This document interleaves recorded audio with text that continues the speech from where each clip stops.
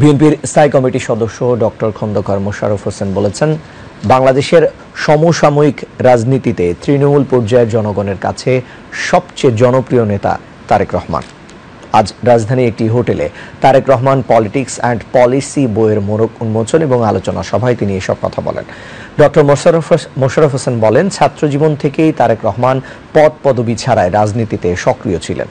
তিনি তার দূরদর্শিতা, দেশের ও জনগণের প্রতি ভালোবাসায় আকৃষ্ট হয়ে সুদূর লন্ডন থেকে সঠিকভাবে নেতৃত্ব দিয়েছেন। এ সময় বিএনপির স্থায়ী কমিটির সদস্য আমির খসরু মাহমুদ চৌধুরী, ঢাকা বিশ্ববিদ্যালয়ের সাবেক উপাচার্য প্রফেসর ডক্টর আনারুল্লাহ চৌধুরী, বাংলাদেশ উন্মুক্ত বিশ্ববিদ্যালয়ের উপাচার্য প্রফেসর ডক্টর দিলরোশন জান্নাত ও রাজনীতিবিদ ববি হাজ্জাজ উপস্থিত ছিলেন।